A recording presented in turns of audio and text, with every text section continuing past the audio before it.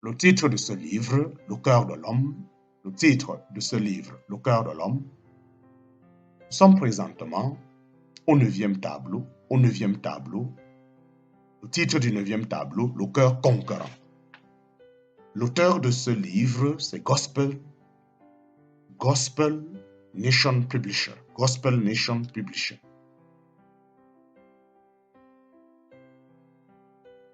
Satan et toute sa cohorte entourent Gospel Nation Publisher. Nous sommes au tableau numéro 9, Le cœur conquérant, partie 2. Satan et toute sa cohorte entourent le cœur du croyant, essayant en vain de faire dévier l'enfant de Dieu du droit chemin. L'orgueil, l'amour de l'argent, les démons de l'immoralité et bien d'autres vices y sont symbolisés. Un âne a pris la place du léopard, car souvent le péché s'insinue en prenant successivement des formes différentes, se cachant sous un manteau ou un nom différent. Pourtant, le chrétien vigilant dépiste le péché, même s'il arrivait qu'il se cachât sous le manteau de la religion ou s'il prenait l'apparence d'un ange de lumière.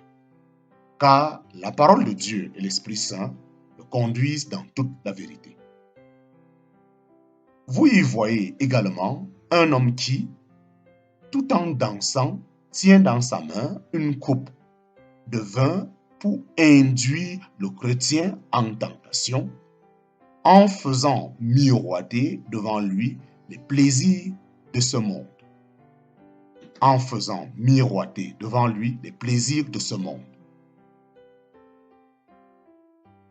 N'aimez point le monde, ni les choses qui sont au monde.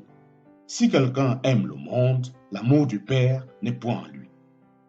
Car tout ce qui est au monde, en parenthèse, c'est-à-dire la convoitise de la chair, la convoitise des yeux et l'orgueil de la vie, n'est point du Père, mais est du monde.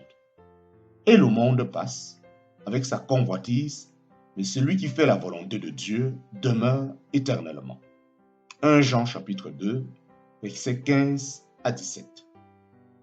N'aimez point le monde, ni les choses qui sont au monde. Si quelqu'un aime le monde, l'amour du Père n'est point en lui. Car tout ce qui est au monde, en parenthèse, c'est-à-dire la convoitise de la chair, la convoitise des yeux et l'orgueil de la vie, n'est point du Père, mais est du monde. Et le monde passe avec sa convoitise. Mais celui qui fait la volonté de Dieu demeure éternellement. 1 Jean chapitre 2, versets 15 à 17. Cependant, cela ne peut avoir aucun effet sur le chrétien consacré qui est vraiment mort avec Christ au péché et au monde. Cependant, cela ne peut avoir aucun effet sur le chrétien consacré qui est vraiment mort avec Christ au péché et au monde. Or, ceux qui sont de Christ ont crucifié la chair avec ses affections et ses convoitises. Si nous vivons par l'Esprit, conduisons-nous aussi par l'Esprit. Ne désirons point la vaine gloire en nous provoquant l'un l'autre et en nous portant envie l'un à l'autre. Galates chapitre 5, versets 24 à 26. Or, ceux qui sont de Christ ont crucifié la chair avec ses affections et ses convoitises. Si nous vivons par l'Esprit, conduisons-nous aussi par l'Esprit.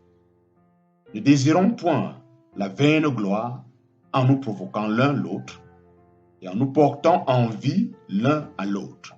Galates chapitre 5, versets 24 à 26.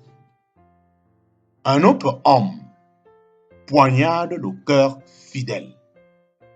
C'est ainsi que les calomnies, en parenthèse, l'apostasie, l'infidélité, les railleries et les menaces proférées par les ennemis de Dieu et très souvent, par des soi-disant croyants, poignardent sans cesse le cœur d'un vrai croyant.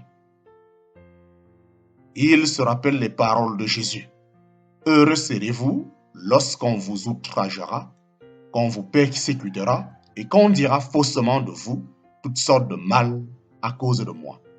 Réjouissez-vous et soyez dans l'allégresse, parce que votre récompense sera grande dans les cieux. Matthieu chapitre 5, versets 11 à 12. Il se rappelle les paroles de Jésus. Heureux serez-vous lorsqu'on vous outragera, qu'on vous persécutera et qu'on dira faussement de vous toutes sortes de mal à cause de moi. Réjouissez-vous et soyez dans l'allégresse, parce que votre récompense sera grande dans les cieux. Matthieu chapitre 5, versets 11 à 12. Un autre homme poignarde le cœur fidèle. C'est ainsi que les calomnies, l'apostasie, l'infidélité, les railleries et les menaces proférées par les ennemis de Dieu et très souvent par des soi-disant croyants poignardent sans cesse le cœur d'un vrai croyant.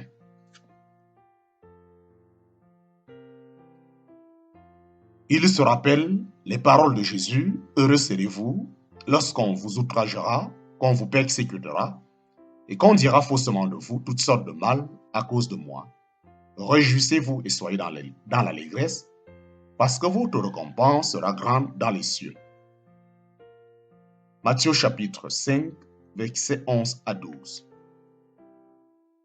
Le péché, la chair, c'est-à-dire notre moi, font continuellement tout ce qu'ils peuvent pour arracher le chrétien à l'amour de Dieu. Cependant, nous pouvons dire avec l'apôtre, dans la joie et la confiance totale, qui nous séparera de l'amour de Christ? Sera-ce la tribulation ou l'angoisse, ou la persécution, ou la faim, ou la nudité, ou le péril, ou l'épée? Mais dans toutes ces choses, nous sommes plus que vainqueurs par celui qui nous a aimés. En parenthèse, Romains chapitre 8, versets 35 à 37.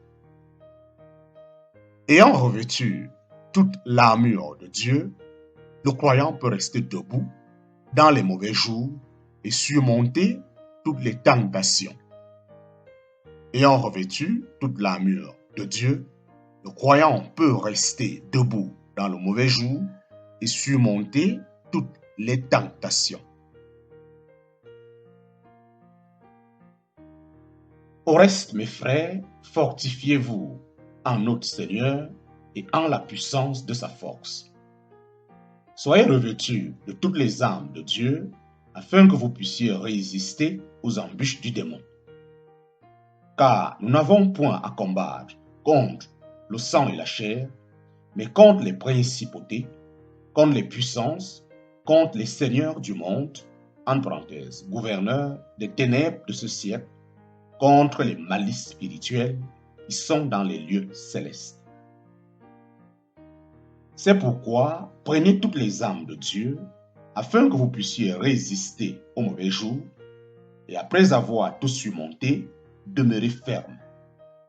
Soyez donc fermes, ayant en vos reins saints la vérité, et étant revêtus de la cuirasse de la justice, et ayant les pieds chaussés de la préparation de l'évangile de paix, prenez surtout le bouclier de la foi par lequel vous puissiez éteindre tous les dards enflammés du malin.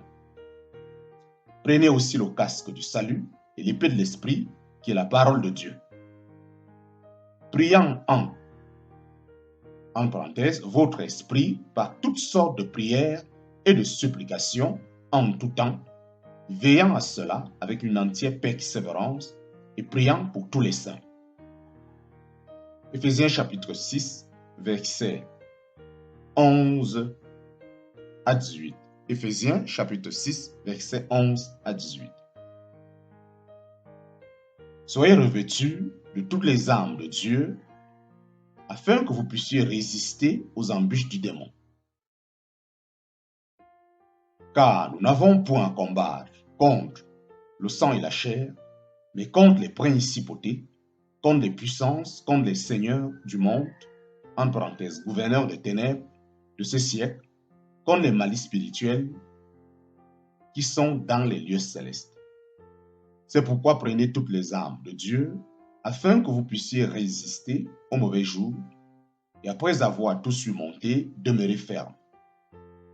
Soyez donc fermes, ayant vos reins saints la vérité, et étant revêtus la cuirasse de la justice, et ayant les pieds chaussés la préparation de l'évangile de paix, prenez surtout le bouclier de la foi, par lesquels vous puissiez éteindre tous les traits, tous les dards enflammés du malin. Prenez aussi le casque du salut et l'épée de l'esprit, qui est la parole de Dieu, priant en parenthèse, votre esprit, par toutes sortes de prières et de supplications, en tout temps, veillant à cela avec une entière persévérance et priant pour tous les saints.